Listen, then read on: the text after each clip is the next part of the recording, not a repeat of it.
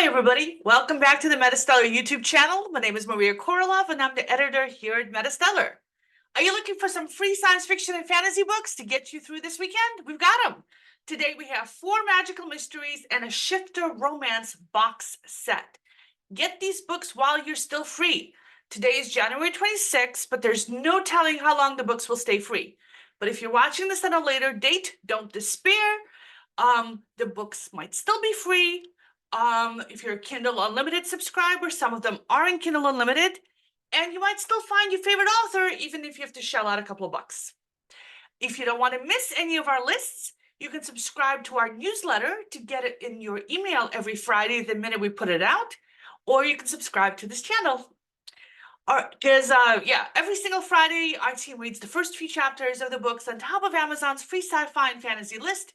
Today, I was helped out by assistant fiction editor Terrence Smith and editor Krista Noland, and Terrence is here with us today. Hi, Terrence. Hello. Terrence, for those who don't know, is not only he reviews books for us, but he's also a video game reviewer for Game Rant, and he helps manage our submission cycles, the next one of which is coming out this March. So if you have a short story that's less than 1,200 words, sorry, you can submit it starting on March 1st, and we pay 8 cents a word. And we're able to publish all this fiction for free and pay authors thanks to our Patreon supporters. You guys rock. And we also have merch you can buy to support us. And we have other stuff too. We have 2 anthologies out on Amazon. And we have t-shirts like this one. Although I've had this one for 3 years now, and it's been through a lot of wash cycles. So I'm looking forward to getting some new ones with some new designs. Okay, so let's get to the books. Let's stop chatting away here.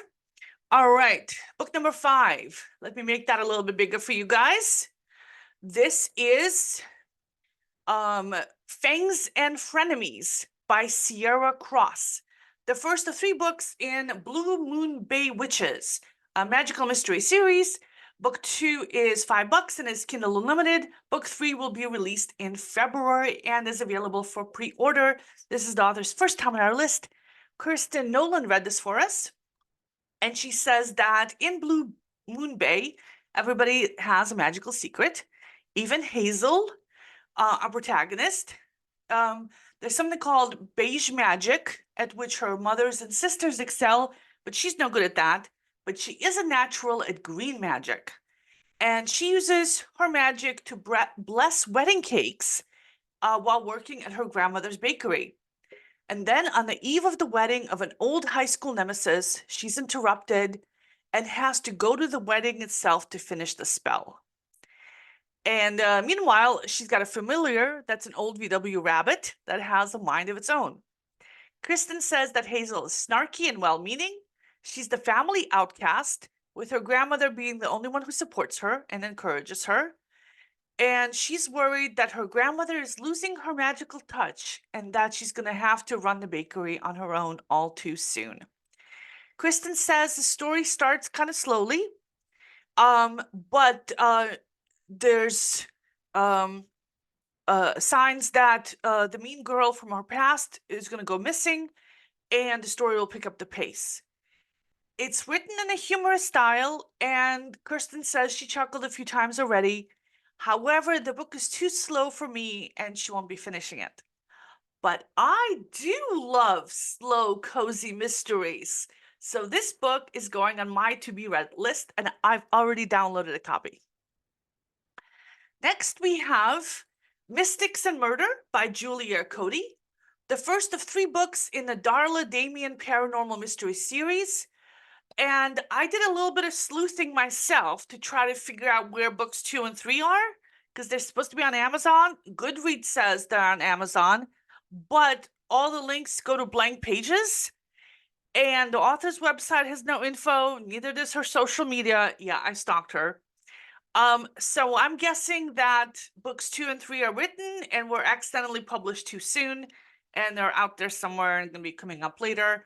And Terrence read this for us. So, Terrence, what did you think of this book?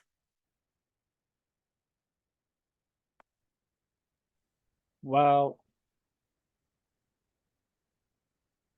normally I don't read cozy mysteries, not really a genre that has appealed to me that much, but I was able to appreciate this one for what it is.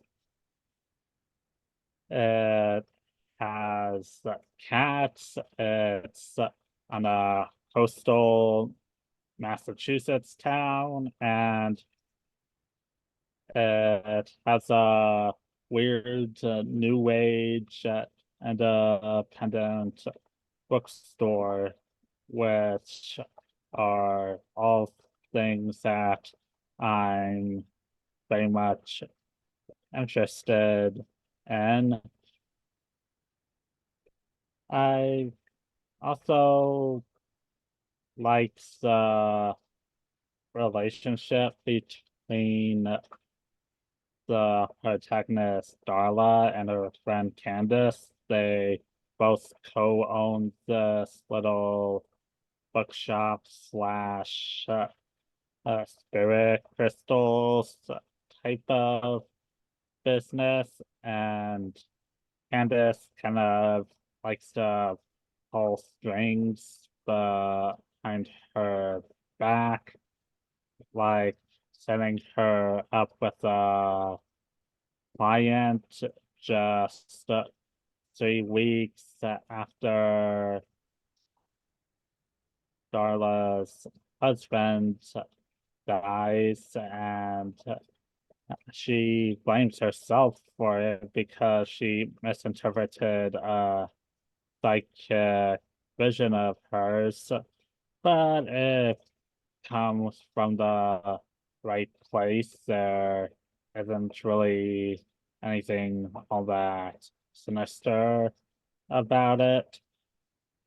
So anyway, the day she gets back to work as a psychic after losing her husband, one client comes in saying that her husband has gone missing, and so she did a tarot reading for that, not a psychic reading, just tarot cards. And another client comes in soon after, and when this woman shakes her hand, Darla gets a little psychic jolt of some bad vibes coming off from this character. So you already know that she's going to be bad news. Will I continue reading this story? Most likely, I would say a part of me wants to continue with it. It's already in New England, so that's our home territory, and I am a little curious about what happened to Darla's husband and where's this mystery will go. It looks like this is going to be a journey where Darla's processing her grief and having to come to terms with what happened. So I think I will put this one in my maybe list. One that I kind of want to read, but not a super high priority at the time.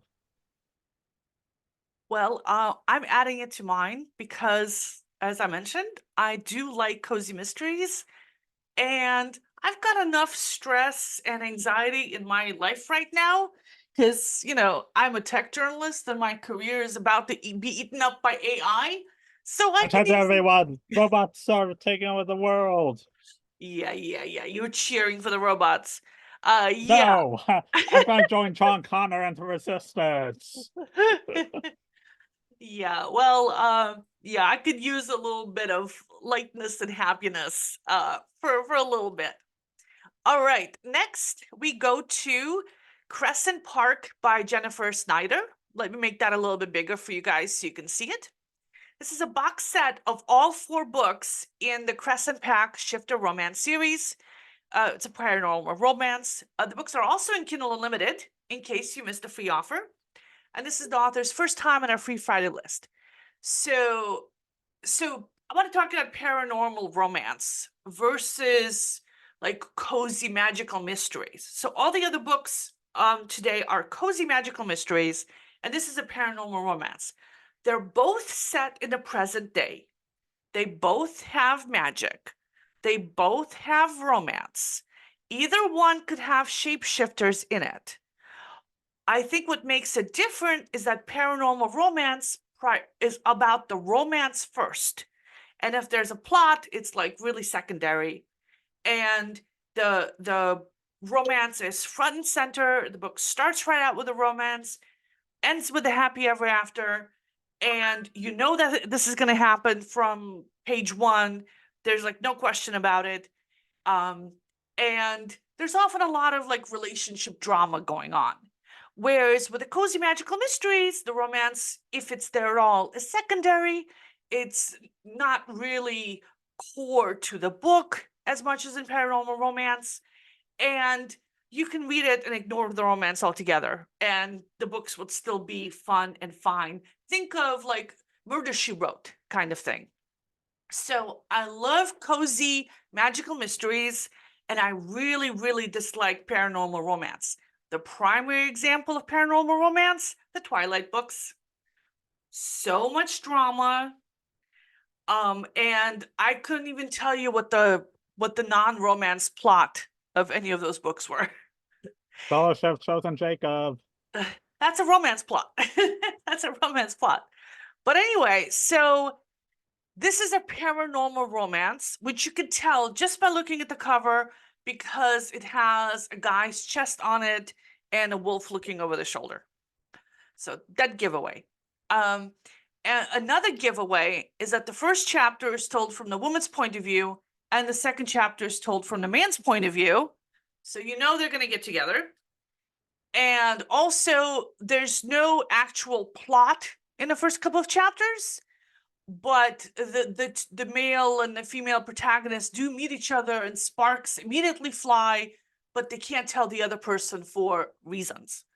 So, and it's lots of drama that could be easily solved, but the main characters, for some reason, ignore the obvious solution. So I have a problem with these books, but a lot of people love this formula. I mean, Twilight didn't exactly do badly in the marketplace, right? So if you're somebody who likes that formula, these books are very readable, and I found the characters very sympathetic. So here's the story. First, chapter 1, there's Nadine. She's 23. She just broke up with a really nasty ex, and she's got freshly out of college with a business degree. And she goes back to her hometown, Crescent Creek, to kind of, nurse her wounds and start over. And her first goal is to find a job. She used to work in a local cafe, but she doesn't want to work there again because an old friend's working there, and the old friend is all like fake sympathy and thinks she should have stayed together with her ex, and it's just too much. So she continues looking, and one of the other residents she bumps into on the street tells her that she should get a job in a flower shop, and also she should get her tattoo removed. She's got a tattoo of her ex-boyfriend on her wrist, and by a weird coincidence, a tattoo shop almost magically, or maybe actually magically, appears across the street. And the local resident tells Nadine that her life is going to change for the better. So, little mystical beginning there, a little ooh. So then we switch to the point of view of Callum, who is the male protagonist. He's a tattoo artist. He works in that tattoo shop, and he's the local alpha. Another one of my pet peeves, because real wolves don't have alphas. It's a long debunked myth. But anyway, he also has a troubled past. His brother got drunk one day, pulled a gun on a random driver, blah, blah, blah. Things happened, things escalated. Brother wound up in prison. Callum himself got into trouble with the law as well. He lost his football scholarship and his chance to get out of town. So this is what I mean. Both people's problems, as presented in these 2 chapters, could be solved by simply getting on a bus. Nadine, if Nadine's looking for a job in a cafe, she can get a job in a cafe anywhere. And if he just wants to get out of town, he can get a job as a tattoo artist anywhere. I don't see anything like keeping them in this town where they have all this baggage and all this stress and all this drama. But then we wouldn't have a romance story, would we? So anyway, Callum's inner wolf is all riled up, and then Nadine walks in, his heart skips a beat, his wolf immediately calms down, and we learned that he's always had a crush on her, but thought she was too good for him because she's from a nice family, and his family life is a wreck. And then we switch to her point of view, and we find out that she's always had a crush on him. So yeah, you know where this is going. They're hot, they're young, they're into each other. Eventually, they're going to fess up and get together. So yes, that's the book. And if you like that kind of thing, like I said, it's very readable and the characters are sympathetic. I am not sticking with it though, because I mean, I'm just like yelling at the author, like on every page, like, no, don't do that. All right, next we have Of Murders and Mages by Nikki Haverstock, the first of 9 books in the Casino Witch mystery series. The other books are $3 to $5 each, but they're not in Kindle Unlimited, so if you want them, you'll have to shell out some money. We previously reviewed this book in May of 2021, and I read this one, and this is exactly my cup of tea. It's a cozy witch mystery. So Ella, our protagonist, has just found out that she's a witch. There's a mischievous cat who wants to be her familiar, and one of her new coworkers is cranky but very, very attractive. It sounds familiar, but I'm gonna enjoy it. So her dad's been murdered, and she just moved into her dad's apartment, and she works at a casino because she's a freelance financial auditor. And then she's sitting at her desk, and a giant cat the size of a medium-sized dog keeps bothering her and sneaking into her office. And the cat bites her. And she sees marks spreading up her arm from where the cat bit her and thinks she's been infected by a poison. But the casino owner knows what's going on. And she calls in witnesses, and they do a little ritual because Ella's now bonded to this cat. And she finds out she's got magical powers. And she's always had them. Her ability to spot financial fraud isn't just pure professional skill. And the casino owner sends her home with a ton of cat supplies. It's a really nice, supportive boss. I appreciate that. And when she gets home, she finds out that her dad left her a mysterious necklace and that her new cat hates dry cat food. I'm very interested in this book. I like Ella. I like the casino owner. I like the cat. And I like the fact that all the other books are in Kindle Unlimited. So definitely this is a book for me. Before we go on to book number 1 today, I want to thank our Patreon supporters. Greg, Lorena, Janet, Luca, Sophie, Marie, Alexander, Avery, Terrence, Brad, David, Anastasia, and Amira. We wouldn't exist without you guys. Thank you so, so much.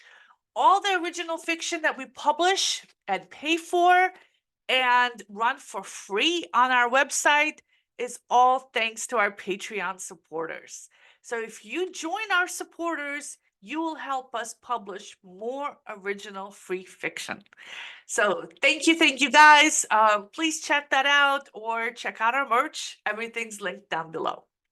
And now book number 1 on today's top free best-selling sci-fi and fantasy list is Witch and the Wolfhound by Kate Moseman. This is a prequel to the West Side Witches paranormal mystery series. And the other books are 99 cents through $5 each. And the third book's available for pre-order. And the books are not in Kindle Unlimited. And we reviewed another book by this author in February. So this is book number 4, technically speaking. And I read the description, and the author recommends that you read it after you've read the first book, Spells and Witches. So, Spells and Witches is not free. It's 99 cents. But, you know, I made a big personal sacrifice. I shelled out the 99 cents. I bought the book and read that instead of book number 4. So I'm not spoiling anything for myself or for you, the readers. So the book starts with our protagonist, Zelda. She just moved from Florida back to New York, where she was originally from. And she's got some relatives in New York, one of whom is a niece who has a party business with costume characters. And the book opens with her helping out her niece by wearing a Snow White costume and coming to a children's birthday party. And her name is Zelda. I love the name Zelda. My favorite TV shows, Sabrina the Teenage Witch, has Aunt Zelda in it. And this Zelda is also an ant. So And I there's love this. also a Zelda in the Legend of Zelda. Legend of Zelda. Yeah, but is that That's a video Zelda a game witch? franchise. An ant witch? She does have a link to magical abilities. Like there's this whole lore surrounding her, the hero and the villain in the franchise. Basically, they each represents like 3 parts of this sacred relic, and they basically balance each other out. So something like that. So back to our Zelda. So she's at this party. She's wearing a Snow White costume. She's wearing big Doc Marten boots under it because her feet are too big to fit into the glass slippers that come with the costume. It's a funny beginning. There's funny interactions with the kids. And then at this party, she sees that one of the women who's there is a vampire. And she senses this because she's inherited some magical powers from her grandma. And this vampire pulls her aside. And it turns out that this isn't an evil vampire. It's a landlord vampire. Okay, so maybe a little evil. But she used to be her grandmother's landlord.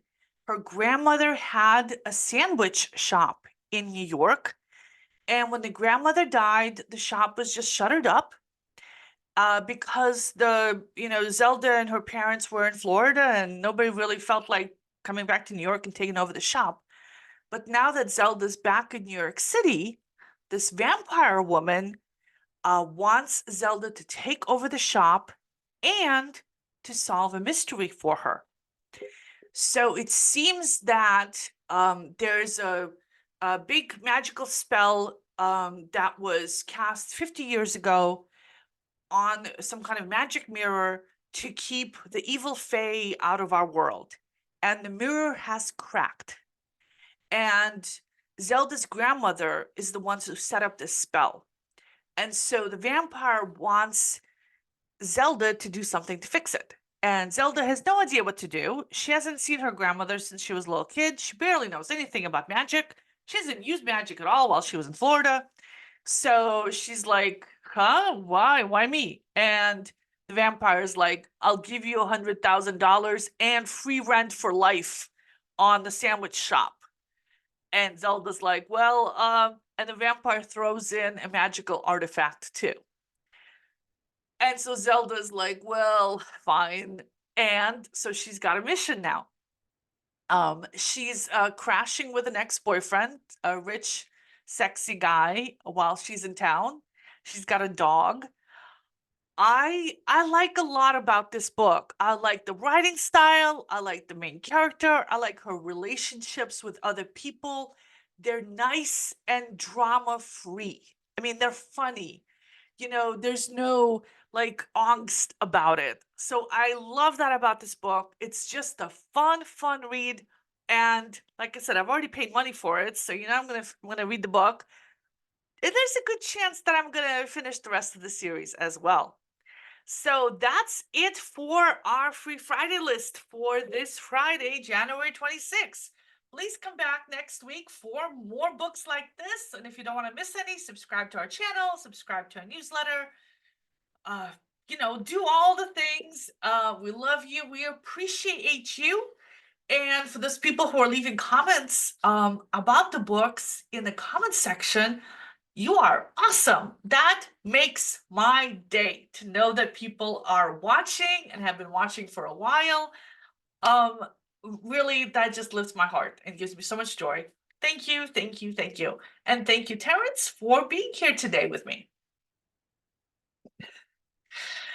Okay, so goodbye, everybody. Goodbye, Terrence. I'll see you all next Friday. See ya. Goodbye.